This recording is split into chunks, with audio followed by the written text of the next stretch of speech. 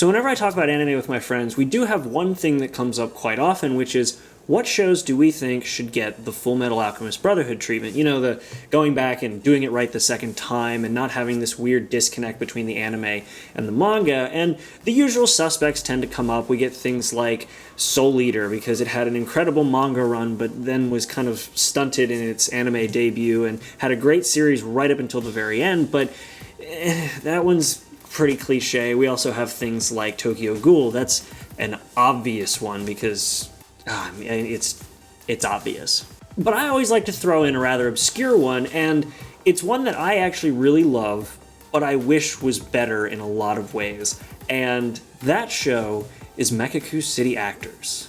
What's up, guys? Welcome to another anime video. This one is being thrown together in a rush. I literally just finished writing the script. I'm coming here to record it. We're talking about why I think Mekakucity Actors should get the Full Metal Alchemist Brotherhood treatment. So let's get started.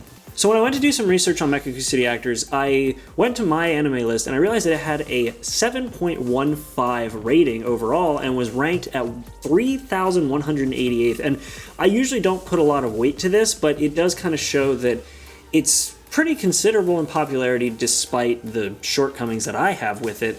And it got quite a cult following over the past few years, despite the fact that it only had a short 12-episode release.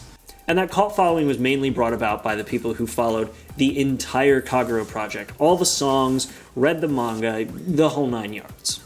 Now, this show was based on the Vocaloid songs and a bit on the manga, but the manga was mainly based on the Vocaloid songs, so take that for what you will. But it did come out in 2014 to not a whole lot of fanfare, and it was all packed into 12 episodes. The entire discography packed into 12 episodes, that whole story, 12 episodes. But those 12 episodes were animated by Studio Shaft, and you may know Studio Shaft from other shows like the Monogatari series or Fate Extra Last Encore, who has, in my opinion, one of the best sabers ever, Don't At Me, or things like Nisekoi. So it's pretty fair to say that they do have quite a reputation for making fairly unique art styles. But my problem with this show doesn't stem from the art styles, far from it, except for this, but this was actually fixed in the Blu-ray, and in my opinion was made even better to the point where it was probably one of the most beautiful scenes in the entire series. I actually feel like the art style that they chose was very complementary to the minimalist art style and the basic animation that you get out of actual Vocaloid music videos, because that's pretty much where a lot of these episodes and a lot of these events in the show came from. No, my problem primarily comes from the length of the show and the pacing. All of the original songs gave us as listeners more lore and backstory and character development than the entire show managed, and by trying to cram everything into 12 episodes, we get this really weird balancing act of trying to develop characters and scenes and worlds and trying to just mash everybody together and get them prepped to be put in place for the final big finale. So that this video doesn't end up being 30 minutes long, I'm only going to use one example of this, and that example is going to be one character. It's going to be Shintaro. In the songs that involve Shintaro, we learn that he's a very troubled soul who is not coping very well with the loss of a very close friend of his, Ayano. But throughout the course of Tomoe Answer, all the way through Lost Time Memories, into Outer Science, or into Summertime Record, we learn all about the death of Ayano, why she died, what her death caused, and how it resolves itself for better or for worse in the end.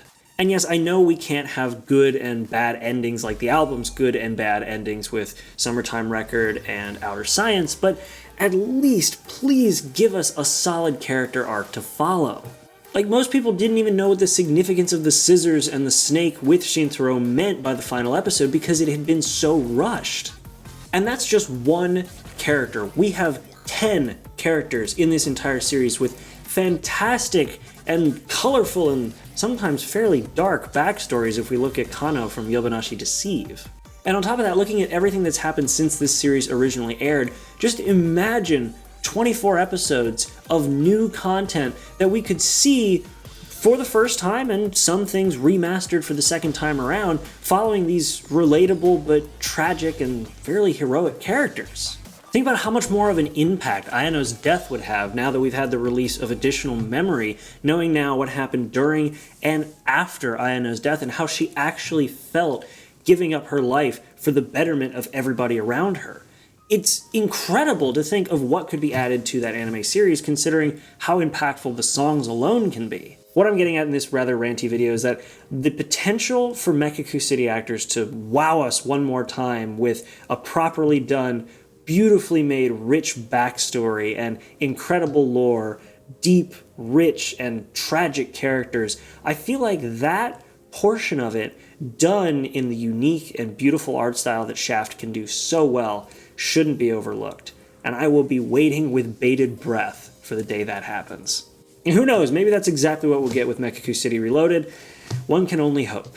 What do you guys think? Do you think the Mekakucity Actors should be remade? Did you like this video? I'm literally rushing to get this finished because I need to go to bed. But I hope you guys enjoy it either way. Please make sure to like and subscribe. Leave a comment letting me know what you guys think about this series. I think that it has a lot of potential and I would love to see it come back. And I like doing this. I like talking about videos, talking about shows that really intrigue me. I hope you guys do too. Either way, guys, that's been it. Hope you enjoyed. Make sure to like and subscribe like I said, and I'll see you guys in the next video. Make sure to be there and have a good one. Hey guys, just hopping in at the end here. Thanks for watching through the whole video. I hope you enjoyed it. I do still have merch. I've actually had it for quite a while, but not a lot of people know about it or care. And so if you guys want to support me or check it out just because it looks cool, go to the link in the description. You can see some of the designs I have, like the Steel Frodo in Steins Gate design, or even the Mob Psycho 100 design, and maybe even buy one if you like it, or don't. I cried myself to sleep at night anyway. So either way, guys, hope you enjoyed the video. Thanks for watching again, and I'll see you in the next one.